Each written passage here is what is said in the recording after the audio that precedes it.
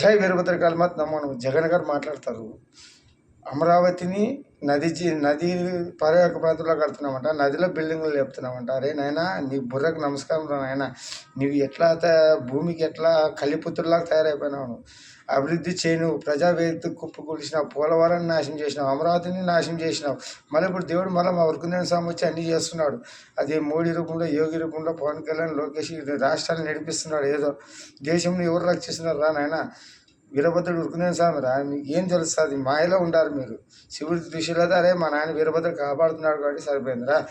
ఇప్పుడు మీరాడు ఇప్పుడు బంగ్లాదేశ్ ఎంత సవాల్ ఇస్తే ఏం చేయలేకపోతున్నారు, పాకిస్తాన్ ఏం చేయలేకపోతున్నారు, అమెరికా చూడు వెనిజులా మాట్లాడితే ఎత్తుకుపోయి ఎట్లా పాడేసినాడు చూడు, అద్దెకి ప్రధాని తీసుకొచ్చి కిడ్నాప్ చేసి ఎట్లా బెదిరిస్తున్నాడు. అది ఇంకోసారి బంగ్లాదేశ్ ఛాలెంజ్ ఇస్తాడు, క్రికెట్ మ్యాచ్ ఆడే అంటాడు.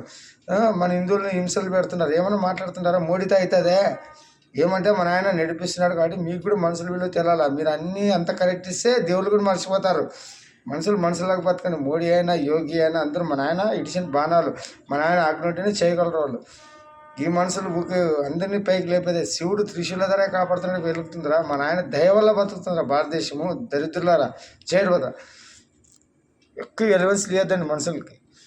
శివుడు ఆధీనం మనమే అతి శరీరాలతో వచ్చినాం, మధ్య భూమిలో బతుకుతున్నాం. నాది నీది ఏముండదురా, కాలగర్భంలో కలిసిపోతాం. కర్మ సిద్ధాంతం నడుస్తుంది. జాగ్రత్తగా ఒళ్ళు దగ్గర పెట్టుకొని భయం భక్తితో ఉన్నాను కానీ నూకులు లేదంటే